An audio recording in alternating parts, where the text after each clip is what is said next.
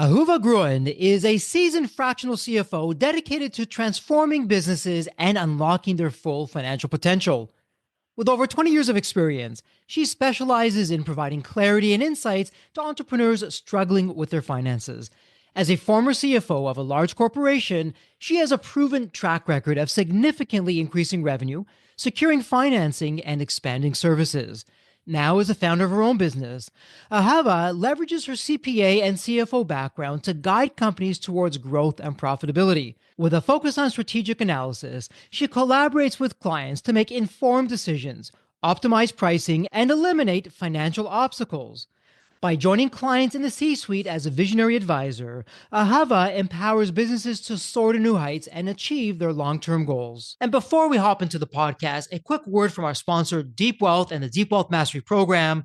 We have William, a graduate of Deep Wealth Mastery, and he says, I didn't have the time for Deep Wealth Mastery, but I made the time and I'm glad I did. What I learned goes far beyond any other executive program or coach I've ever experienced. Or how about Bruce? Bruce says, before Deep Wealth Mastery, the challenge I had with most business programs, coaches, or books was that they were one dimensional. Through Deep Wealth Mastery, I'm part of a richer community of other successful business owners.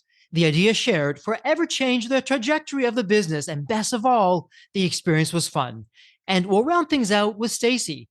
Stacy said, I wish I had access to the Deep Wealth Mastery before my liquidity event, as it would have been extremely helpful. Deep Wealth Mastery exceeded my expectations in terms of content and quality. And you know what, my Deep Wealth Nation, why they're saying this is because Deep Wealth Mastery, it's the only system based on a 9-figure deal. That was my deal. And as you know, I said no to a 7-figure offer, and I created a system that we now call Deep Wealth Mastery that helped myself and my business partners welcome from a different buyer, a different offer, a 9-figure exit. So if you're interested in growing your profits, preparing for a future liquidity event, if that's 2 years away or 20 years away, and you want to optimize your post-exit life, Deep Wealth Mastery is for you. Please email success@deepwealth.com. Again, that's success, success at deepwealth.com. We'll send you all the information about Deep Wealth Mastery, otherwise known as Scale for Ultimate Sale. That's where you want to be. You want to be with other successful business owners, entrepreneurs, and founders just like you who are looking to create market disruptions, and they want to lock in their financial freedom and have success and fulfillment. That's the 90-day Deep Wealth Mastery program. It has your name on it. All you need to do is take the next step. Send an email to success@deepwealth.com. Deep Wealth Nation, welcome to another episode of the Deep Wealth Podcast. Well, you know me, I love my rhetorical questions. Let me ask you this. When it comes to your financial numbers, your KPIs, where you're at versus where you should be, do you have a pulse on that? Do you know what that's looking like? Or are you just flying by the seat of your pants? And I know going back in my entrepreneurial days, I was more the latter than the former. Well, not today. We have a very special guest in the House of Deep Wealth. Ahuva, welcome to the Deep Wealth Podcast. An absolute pleasure to have you with us. And I'm curious, there's always a story behind the story. So what's your story? What got you from where you were to where you are today? First of all, thank you, Jeffrey, for having me on the show. I'm so excited. So where I was is from when I was 5, I had a business head. I convinced my kindergarten teacher to buy a wig for my mother's beauty salon. By 10, I had a candy business. In high school, I had different businesses. I was always a businesswoman. So it's natural when I graduated high school to go to get an accounting degree, to become an accountant in a company, to then get my CPA and be the CFO. And while I was a CFO, a large company, friends and family and neighbors would ask my advice in the business world. When I would speak to someone, it was natural to go in business, financial, they needed help. And I saw a trend that bothered me to no end. They were good at what they did, what services they provided, or what they sold, but they weren't good at financial. And what I saw that it affects the bottom line, whatever goes, and affects how much money they take home, how successful they are. So in COVID, when I left my company, and I thought what I want to do next. So I want to be a CFO of another large company, a nursing home. What I want to do, I decided to follow my passion and become a fractional CFO to help businesses grow and succeed. Love that entrepreneurial background that you've had all the way through. And I'm curious, for someone in Deep Wealth Nation, they've heard of a CFO, they may not have heard of a fractional CFO. So from your vantage point, When you say fractional CFO, what does that mean? Okay, CFO stands for Chief Financial Officer. CFO and fractional CFO is I'm as a consultant. They're not paying my full salary, my full benefits. If the company is not big enough to need a full-time CFO, a fractional CFO is very effective, very financially effective, it really helps the company. It's CFO is not only controlling the money, but it's also the strategic. I look at the 4 P's: the people, processes, profit, and products to really, besides, of course, the financial reports and making sure they have clean reports to really help them grow and succeed. If you ever want to sell your business, you have to really love it. You have to be doing well. You don't want to sell it for a loss. You want to sell it for a gain. You have to really love it and really do well and have successful. And if you want to be successful, you really have to have financial guidance. Yeah, there's so much there. What I love of what's going on, I mean, back in the day, it wasn't too far back for a company to bring on a chief financial officer, a CFO. That was a big deal. You had to write a big check to be able to do that. And just like so many other things, I mean, let's face it, who owns their own music collection today or their own movie collection today? We are subscribing to services.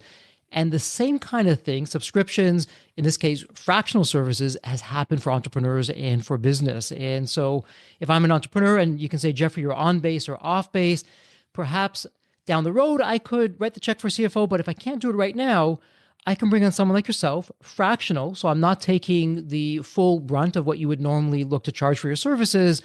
I'm going to be doing for a set number of hours. And I know every company is going to be different. And with the question I'm going to ask, you say, well, Jeffrey, it depends on the company, depends how organized or disorganized they are. But that said, generally speaking, I charge it's by retainer, not by yes. hour. So Hmm. I can invest as much as I need into the Yeah. business. I'm very hands-on. I take a limited amount of clients and I boutique style firm, and I really am very hands-on, very invested into Hmm. my clients' success. So it's on a retainer basis on a monthly. I have over 20 years of experience, so they're not having to pay the few 100,000 that Hmm. a CFO of my experience would charge plus Hmm. benefits, plus, Hmm. but they're just paying a retainer, a monthly retainer, which is much more affordable and much more effective if they're not large enough to need a full-time CFO, and they could get someone with much more experience than a newer CPA CFO that they could afford if they were going full-time. Sure. And so, again, ballpark, how long or how many hours roughly per week or per month are you looking at for most companies? It depends on the company, depends on Hmm. the size and on the needs and the prices accordingly. When a lead comes in, I speak to them about the goals, about the structure, about what's going on, what's going wrong, and then it depending on their needs, what's the price, Okay. Okay. Fair enough. And so, depending where they're at is going to depend on how many hours. depending how big they are. And I'm curious, because you work with so many different businesses, is it the 80/20 rule? Is it the Pareto's law where 80% of the same issues that you're seeing are coming from the same 20% of things that we shouldn't be doing or things that we're doing or things that we're not doing? Are there some kind of patterns that you're seeing? Where are we getting it wrong? 100%. Because I see the similar issues, Yeah. for example, in a construction related Uh-huh. business as in a attorney, professional service business, very different businesses. But I see similar issues. So people say, what industry do you work in? Uh-huh. It's not so much the industry, it's the size. Yes, there are common threads, but there are similarities all over. Accountability, tracking the hours, profit margins, cash flow, processes. It's the same issues. And I take my experience from my CFO days in a large company, Mm-hmm. my personal experience, my experience with my clients, and I take it and I can help other companies. And this is my passion. When I speak to someone, I right away think about what could be done in business, like problem solving, like logical problem solving. That's who I am. Got it. And I'm going to put you on the spot. And again, you know what? You could say, Jeffrey, it's too general, it's too generic out there. But generally speaking, you're speaking to an entrepreneur and they're doing okay, but they could be doing better. Is there one thing that they're probably not doing that they should start doing? Or are they doing something that they should stop doing? What kind of advice would you give us? Well, anyone who knows me knows I say profit margins. Okay. And it profit margins, but once you go look, there's also, of course, budgets, cash flow, reports. But if you look at the profit margin, if you have a tool to make sure you're having proper profit margin, Yep. and then you look at the jobs afterwards and you see, did you make correct profit margins? Did you have healthy profit margin? Did you make more? Or did you make less? Yes, of course, you have to have clean books. You have to know what your overhead, you have to have a budget to know what profit margin you need. But once you know what your profit margin, once you know what you're aiming, if you look at the jobs or products that you sold and you see, did I make good profit margin? Is it your accountability tracking the hours of a job? In a attorney, the attorneys need to check the hour. In construction business, in service business, is it how many hours it took? And if it didn't, it took too long, what happened? Did the employees get proper guidance, communication, what the job entails? Did you get proper deposits, communication about the job? Or if it's construction, it's the weather, then if it's a bad client that they're not ready for your service, you come to do the service and they're not ready, what it is. Is it the product that's something messed up? Is it the employees? Is it the customers? That's also the people? Is it the processes? Is it profit margin? What really going on? From looking at the job, you could really, and of course, the financial reports also tell a story, but it's not just seeing the story, but digging in, what could be improved? What needs to be improved? Where are you leaking out money the most? Where are you leaving money on the table? Wow, so much going on there. It almost reminds me of, I'm going to date myself a little bit with this, but you're like a Sherlock Holmes. You're this detective and you're going in, and sure, things on the surface may look okay, but you're going behind the scenes. You're seeing what's really happening. And hey, maybe this job was doing well, but what's it really costing you? Are you, in fact, having any profits? And I'm sure there's a lot of surprises that Like, come out once you start doing oh your yes, audits.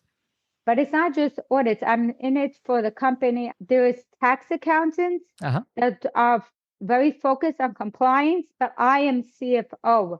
I'm more focused on getting the company to make more money. It's not just coming in and doing audit, but it's also helping them continue to grow, helping them continue to do well, really opening their eyes. Like clients tell me, I open the eyes. And I have to also add, if you're a manufacturer, if you're selling products, you still have to know what, maybe labor is not a big issue, but you still have to know all your direct costs, labor and your direct costs. Let's say e-commerce, manufacturing, a store, and you have to know what's your overhead. Yeah. Service and products, they have to know profit margin. They have to really watch it, not just do it once and that's it. You have to know which clients, 80/20. Most businesses make 80% of the profit from 20% of their clients. What products, what services make the most money? What clients are you doing well? It's really Sure. like Sherlock Holmes, and then really going with it and doing better. Wow, my goodness, there's so much there. Again, very high level, and I completely understand it. Every company is different, they're on their own particular journey. Generally speaking, though, when you begin to work with the company, there's probably a lot of common myths that as entrepreneurs we're believing that we shouldn't. And so, big picture wise, when it comes to tax strategy, even financial planning, what would be some of the more common myths that as entrepreneurs we're just buying into, but it's wrong? We shouldn't be doing that. Oh my gosh, tax planning. Besides for tax planning, if you're scared of going to pay high taxes, Hmm. do not just ignore the tax return. File a tax return, get a payment plan. As you do well, your taxes are going to go up. Put aside every month money. Put aside money for taxes. Like, help!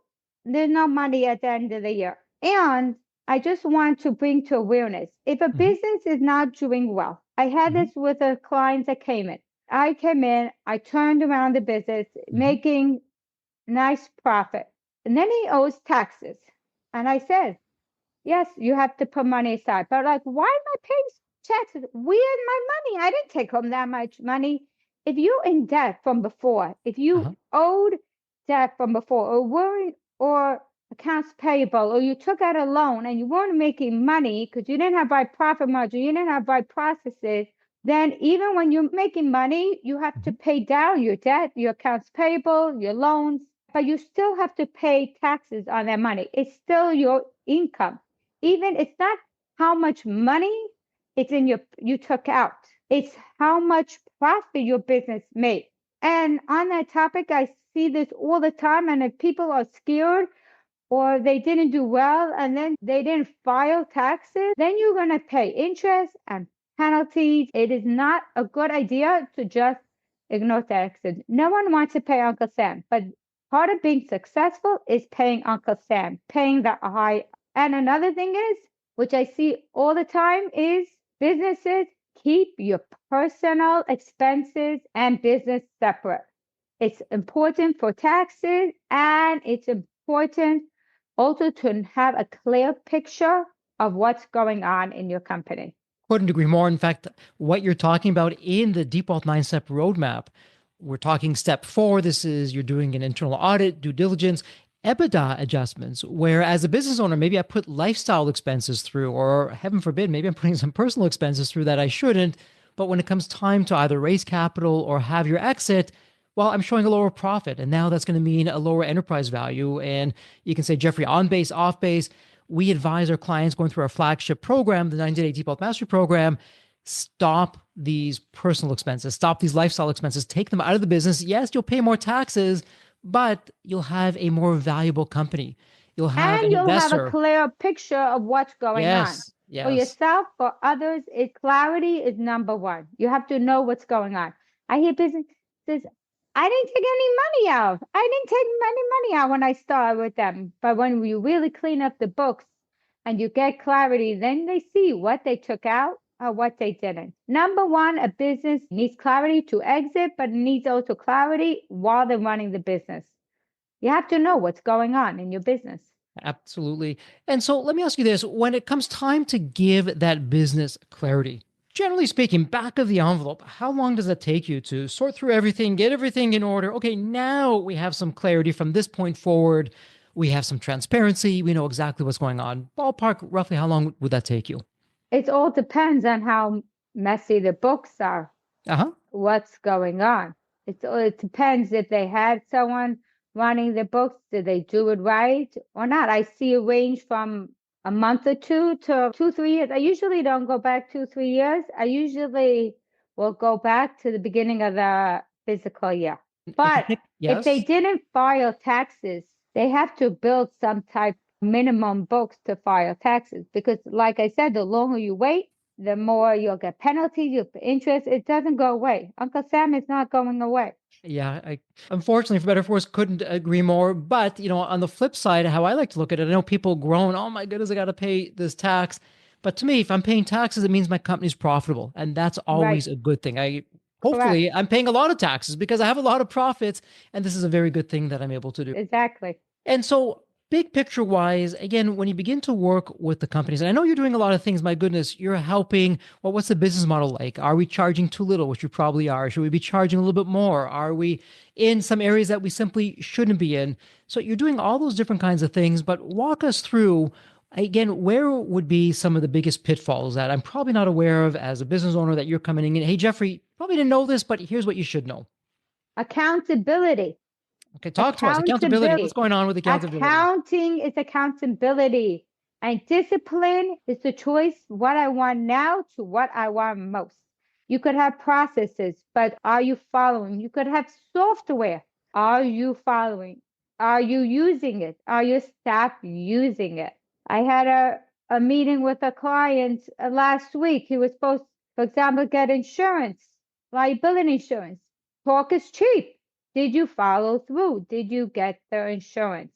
When you give proposals or estimate, are you following the profit margin tool? Are you giving discount too much on the processes? If the process to give a deposit, Mhm. did you make sure to give a deposit before? Did you get the final payment before you get the last product or and service? And I have a when you're doing this, because I know there's a lot of incorrect information that's out there, and some people in Deep Wealth Nation may be thinking, okay, if I bring you on as a fractional CFO, does that mean I'm now telling my accountants or my bookkeeper that I'm no longer working with them? And I know that's not the case. Can you share No, with us how you actually make the accountants and the bookkeepers, you make their jobs and lives so much easier? Can you share with us how, as a fractional CFO, you're fitting in to what we already have? sure. So as I said, the compliance accountants, what everyone thinks as the accountants, CPA, the taxes, they love it. They love when I'm involved because they're getting clean books. They're getting it not the last day, they're getting it earlier. They have someone to talk to, someone to answer. They're getting clean books. To do taxes, you're getting clean books. They also want the business owners to be making more money and doing well. So they're also seeing the business make more money.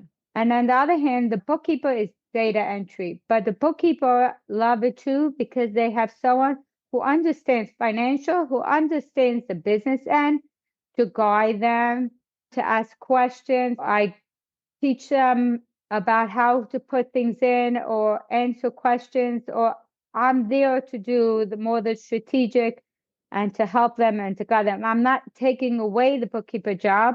I don't do taxes, but I'm in the middle to help make sure the business is running well financially.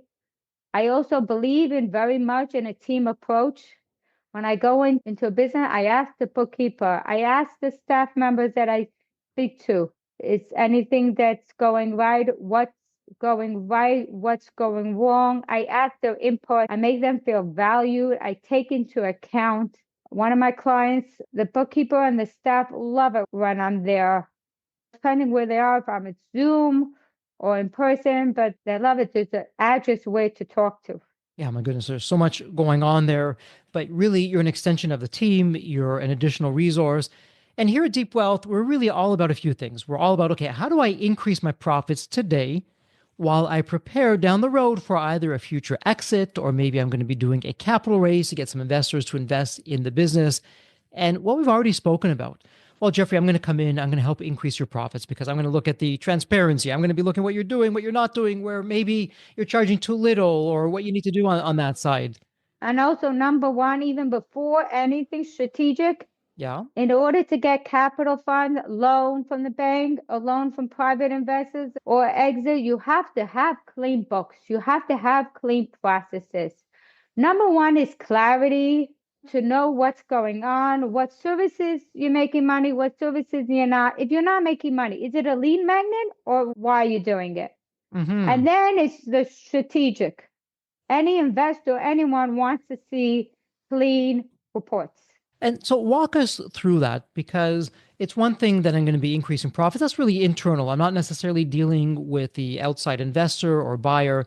But when future investors and buyers are now looking at a company, can you share with us what you're doing that makes the future buyer, the future investor, they're excited to want to be a part of this company? What would be some of the things on the back end that you're doing to help the company on the front end look really good? All I'm doing is a strategic and everything. It Yeah. drives everything I do in the company, that four piece, it drives the profit margin. It drives the reports. When an investor or someone to buy the business, when they come in, they seeing higher profit margin. They're seeing an organized, well-structured, a business that's doing well, not a business that they have to come and take over. I had a client in the past who bought a business. He thought he buying a great deal, but the Hmm. business was so not well structured. All their processes, their pricing and everything. He tried too late and it was a second business. So it was like not his main focus. He ended up not doing well. Investor coming in, a smart investor to buy a business. He wants the business to be running well. He wants the Hmm. business to see nice profit margin. That means there's processes and issues of cash flow. We talked a lot about profit margin, but Hmm. cash flow, you can't run your business just how much money is in your bank. But if you have high sales and you can afford to pay the material, to pay the labor upfront, you're going to run into problems too. You have to have good processes with your accounts payable, good processes with your accounts receivable in order to do well, in order to be able to sell your company if that's where you're going. Okay, and talk to us about cash flow, because I know for many entrepreneurs, they hear cash flow and sure, I'm hearing it, but it may mean something different to them. So, as a fractional CFO, when you're talking cash flow, what does that really mean to you? And then the follow up to that is ideally, what should it look like? Cash flow Hmm. is the money coming into your account and Yep. out of your account. There's different type of assets. There's asset like long-term asset, like a property, like expensive equipment, and then there's liquid asset, which is like cash, money in the bank. You have to have good profits, but you Hmm. also have to have the money in the bank. If you give 2, 3 months for clients to pay up, maybe in the long run you'll get the money, but meantime you have to pay your overhead, you have to pay rent, you have to pay your payroll, you have to pay your vendors. So it's important not only to have profit margin, but it's important to also have money, how fast the money comes back into your account. Terms with your vendors. Hmm. How do you have 30 days or do you have COD? You have COD and you're buying now material to you to sell in a month and you have to pay for it upfront, then you're going to run into issues. Another thing is if you have inventory, you have to have cash to pay for the inventory. Do you have your own cash? Are you taking out a line of credit? At what terms are you taking out a line of credit? If you have slow months, are you putting money aside in the good months for the slow months, or then you're going and not paying your credit card? Credit card interest is really bad. It's like you have to have a budget, you have to plan in advance. If you lose a big client, if God forbid you can't work a week, then you have to have like cash reserves for slow months, cash reserves for taxes. So, a lot going on there, but it's planning and it's looking forward and seeing where we are now, where we're going to need to be. I'd also suspect that as a fractional CFO, when you're working with a business, as they're growing, they're going to need more capital. So, you're looking at, okay, cash in the bank today. How much do we have versus what we actually need to finance our Exactly. growth? Do we have enough cash in the bank? Are we going to need to get some outside financing? What that's looking like? Talk to us about that. What are some of the typical both opportunities and challenges that you see?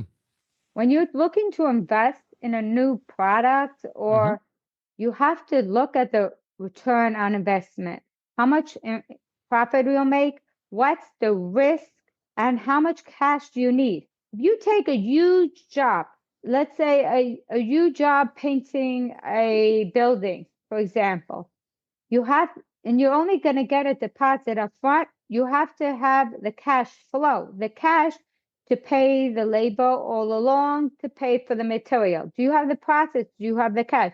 If you're e-commerce, if you're a manufacturer and you need to buy parts or you want to expand, do you have the cash available? What's Okay. the risk? Is what's the demand? What is it going to cost you? The marketing, really not to be impulsive, but really not to take forever to do research, but really to do proper research, not act impulsively. Make sure you're getting at a good price. Make sure I'll be able to sell, how fast it'll be picking up, how much money it's going to tie down until it picks up.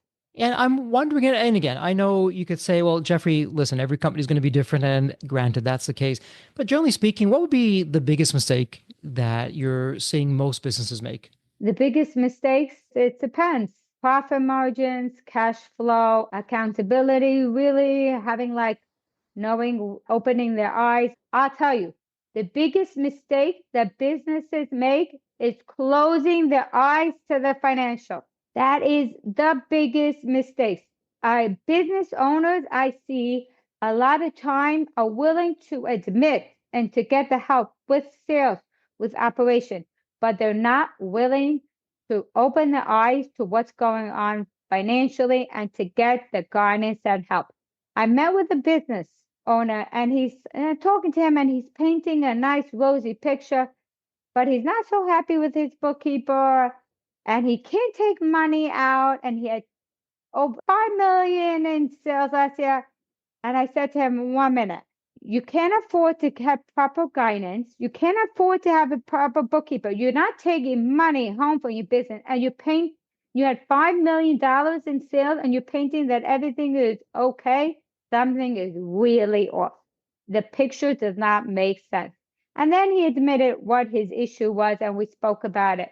But you have to open your eyes. Just like you can't close your eyes to taxes, Mhm. you cannot close your eyes to financial. That is the biggest issue I see in general. Open your eyes to what's going on in financial. If you're too busy, if it's not your strong point, you get the help you need. Get the guidance you need. Don't try to do everything yourself. Who, Not How. It's a great book. It talks about delegating. If you procrastinate, what are you procrastinating? What's holding you back? Could you do it yourself, or is it better to delegate? Absolutely. Wow. So much in there, but I love what you're saying. And interestingly enough, you're talking about accountability. What's interesting about accountability, it doesn't show up on a profit and loss. It doesn't show up on a balance sheet. So now we're talking mindset, but accountability, and I couldn't agree with you more, is really everything. Oh, it shows up on the count on the profit and loss because it affects the numbers. Everything affects the numbers, and accounting could stand for accountability, not just Yes. accounts. It affects it because all those four P's affect the bottom line. Yes, absolutely. Well, all of that said, we're about to go into wrap up mode. And my goodness, there are a lot of questions, so many questions I didn't have a chance to ask. Let me ask you this before we go into wrap up mode. Is there a question I didn't ask that you'd like to put out there? Is there a topic that we haven't yet covered that you'd like to share with the Deep Wealth Nation, or even a message that you'd like to get out there? Yes, we didn't discuss, we discussed about profits, we discussed about cash flow. We didn't discuss about the expense side.